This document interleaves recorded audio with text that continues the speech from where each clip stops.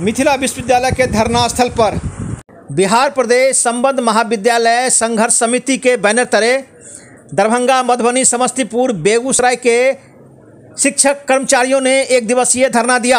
अपनी 9 सूत्री मांगों को लेकर इन लोगों ने धरना दिया। इस धरना का नेतृत्व मिथिला विश्वविद्यालय विद्वत परिषद के सदस्य शंभू ठाकुर के नेतृत्व में दिया गया। इन लोगों का मांग है कि विश्वविद्यालय प्रशासन हम लोग की मांग को नहीं मान रही है, जल्द से जल्द हम लोग की मांग को माना जाए। अगर हम लोग की मांग पर सही समय पर सही निर्णय नहीं लिया गया तो इसके लिए हम लोग आगे भी आंदोलन करेंगे। इन लोगों का कहना है कि हम लोग लगातार आंदोलन कर रहे हैं, लेकिन हम लोग की समस्या का समाधान विश्वविद्यालय प्रशासन नहीं कर रही है। इस धरना स्थल पर बड़ी संख्या में शिक्षक कर्मचारी उपस्थित थे। इन लोगों ने विश्वविद्यालय प्रशासन के खिलाफ नारेबाजी भी किए। दरभंगा दर्शन से मनोज झा। आप लोग बैठे हुए हैं धरना पर। हमारी बिहार प्रदेश संबद्ध महाविद्यालय संघर्ष समिति 9 सूत्री मांगों के लिए आज एक दिवसीय धरना पर यहाँ बैठी हुई है।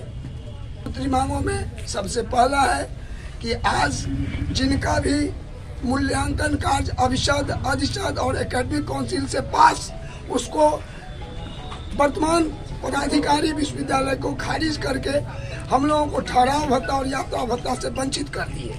हमारा जितना पद पूर्व सृजित करके विश्वविद्यालय नोटिफिकेशन किया है उसको शासी निकाय से अनुमोदन करके विश्वविद्यालय सबको नोटिफाई कर दे।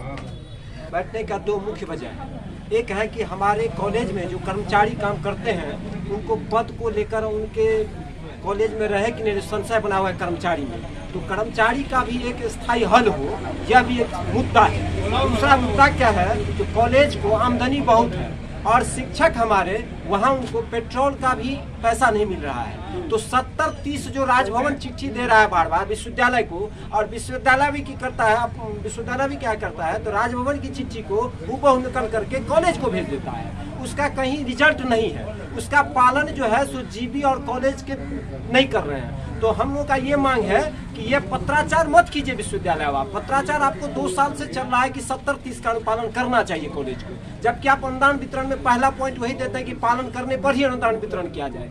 तो सतमान्य कुलपति महोदय से हम लोग आग्रह करेंगे, हमारे अखिल रंजन जी और शंभू जी आग्रह करेंगे अध्यक्ष महोदय, जो आप कमेटी बनाइए और किस कॉलेज में किस दिन वो कमेटी जाएगा, जो उस कमेटी के सामने उस कॉलेज के तमाम शिक्षक और कर्मचारी बैठे रहेंगे और अपनी समस्याओं का निदान होगा कि 70-30 का पालन होता है कि नहीं। अगर नहीं होता है तो उस कॉलेज के जो कमेटी है और जो दोषी है पदाधिकारी उन पर कार्रवाई हो और 70-30 का पालन हो। आप लंबी लड़ाई लड़ रहे हैं अपनी मांगों को लेकर, आपको लगता है? लंबी लड़ाई लड़ रहे हैं। आपको लगता है कि जो बात आप कर रहे हैं विश्वविद्यालय आपके बात को मानेगी? एकदम करेगी। पद सृजन में ऐसे ही करती थी, आज पद सृजन हुआ कि नहीं? पद सृजन के बाद फिर अधिसूचना हुआ कि नहीं? तो लड़ाई जब हम लोग लड़ते हैं तो साधारण है, चूंकि यही इतना भीड़ जो है वो एकजुटता है हम लोगों का, और एकजुटता का फल है। एकजुटता के आगे प्रशासन भी मौन होकर उनको मानना पड़ता है और इस भीड़ के कारण 70-30 का पालन होगा।